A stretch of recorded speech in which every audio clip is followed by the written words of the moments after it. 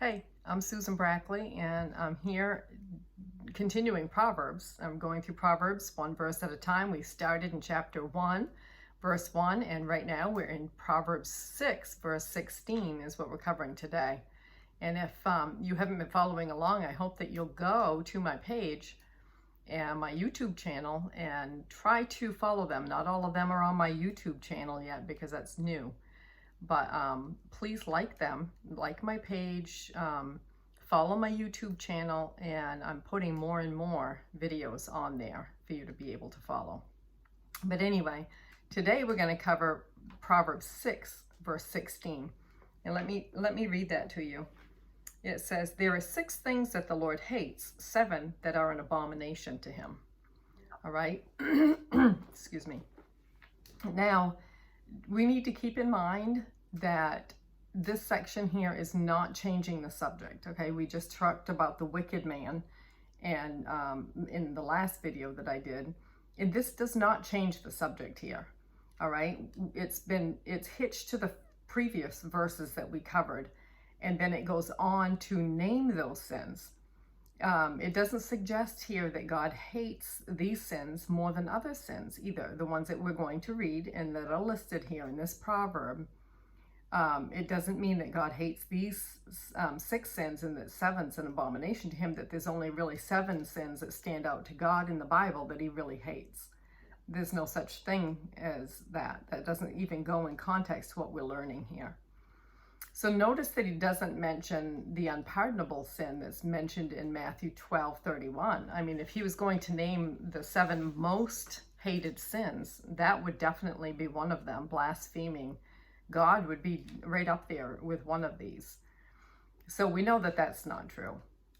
So when you study the Bible, this is just one more reminder that context means everything. What is he speaking about in context here? Is he talking about these are the 6 sins or 7 sins that God hates the most in the whole wide world? Not in this context. He's not talking about that. In context, these are the types of sins that are characteristic to the worthless and the wicked man that he's been referring to all along in these last few verses that we covered last time.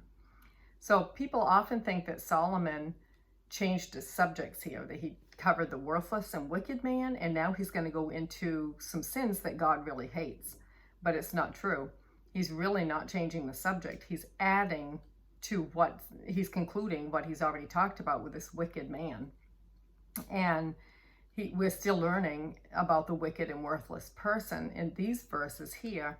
And these are sins that are characteristic of the wicked and worthless person. So let's go and read chapter 6, verse 12, and we're going to go right down to verse 19, because that's when this, after verse 19, then Solomon goes on to other things. But these are all hitched together. So let's read them together. "A worthless person, a wicked man, goes about with crooked speech. He winks with his eyes, signals with his feet, points with his finger." You can't trust him when he talks. "With perverted heart, he devises evil, continually sowing discord. Therefore, calamity will come upon him suddenly. In a moment, he'll be broken beyond healing." And now this is the verse we're covering right now, but I'm going to keep going down to verse 19. "There are 6 things that the Lord hates, 7 that are an abomination to him: haughty eyes, a lying tongue, and hands that shed innocent blood, a heart that devises wicked plans, feet that make haste to run to evil, a false witness who breathes out lies, and one who sows discord among the brothers." Okay, so it wouldn't make sense, like I said, that God would only list these sins. If he was going to have a list of sins that he hates, he'd have a list of all the sins, because God hates sin. He hates all sin. But he would certainly have put blasphemy in there. He would have put murder and sexual sins. Think of the children that are being trafficked, okay? Their life expectancy isn't very long. They use and abuse those children over and over and over again, and then replace them with someone else. Okay, so that would have been in there, right? Disrespect to parents, child abuse, adultery, and a host of other evils would be in this list. If they were going to be a list of things that God hates, there'd be an awful lot more of them in here. So we know that that's not what this is doing, that this is going hand in hand with a wicked and worthless person. A few other things that God hates about this person, these are characteristic of him too. So this list never intended that we're going to cover here to make us think that God especially hates these sins above other sins that God hates. No, that's not true, because there are some worse sins that aren't listed here than that are listed here. So that wouldn't make sense. So picture rebuking. We still talk like this, that this proverb here is. It's really not that confusing if you think about it. Picture rebuking an irresponsible teenager who stole your vehicle. Pretend for a minute, and this is kind of fun, that you have a really nice, very expensive sports car. Maybe it's a Mercedes, maybe it's a Corvette, maybe it's a Trans Am. I don't know the names of other cars, you know them better than I do. But say you have one, it's brand new, and an irresponsible teenager stole your vehicle, and to make matters worse, he got into an accident with it. Now, he's known to be a troublemaker, and he's been on drugs. Everybody knows it to be true about him. He has no respect for anybody or anything. He's notorious for causing trouble, and he just ruined your nice car. And by the way, he has no insurance.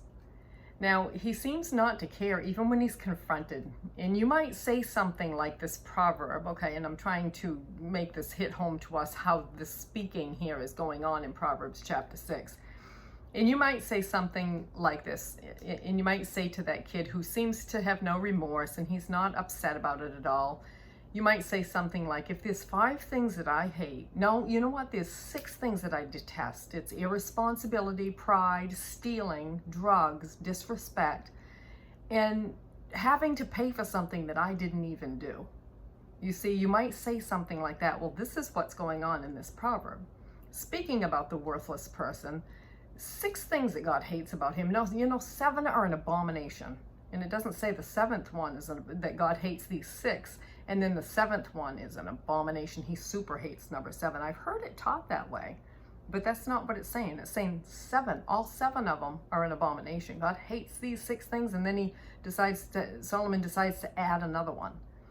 Okay, inspired by the Holy Spirit. He decides to add another one. He says all 7 of these are an abomination to God. So this is the tone like we would do with that teenager that we get here from Proverbs. Now let's read this again and think of that, okay, in essence. Let's go from verse 16. We're talking about the worthless and wicked man. And verse 16 says, there are 6 things that the Lord hates. 7 are an abomination to him.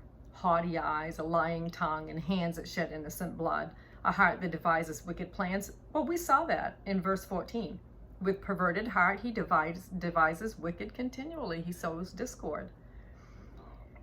Feet that haste to run to do evil. Well, he devises evil in his heart, and then he can't wait to get up on his feet and go bring it to pass whatever he's brought up in his heart to do. A false witness who breathes out lies, and one who sows discord among brothers. Well, we see that about in verse 14, continually sowing discord. Okay, so that's the context of what this proverb is teaching about. And I've heard it taught so many times that, there's 7 particular things in the Bible that God hates, and one of them really stands out. Well, sowing discord among the brothers is really, really bad, and it's hateful, it's hated, and we should hate it, but it's not the worst sin of all, okay? Sin is sin. God hates all sin. But can you imagine sowing discord among the brethren is worse than someone murdering your child, right? So we need to make sure that we take things in context. It's very important that we do. So again, a lot of people think that God hates these particular things, but he especially hates number 7. He hates 6 things, but 7's an abomination. No, all 7 of them are an abomination to God. I cannot come to the conclusion that number 7 is worse than the others for reasons that I just said, okay? He hates the shedding of innocent blood, okay, more than sowing discord among the brethren. But he hates them all, right? So, and of course, blasphemy. God hates blasphemy. In fact, that's a certain kind of blasphemy is against the Holy Ghost it's unpardonable. You can never, God won't ever pardon it if you get to that point in your life. So I believe that the interpretation here is a lot simpler than people make it out to be.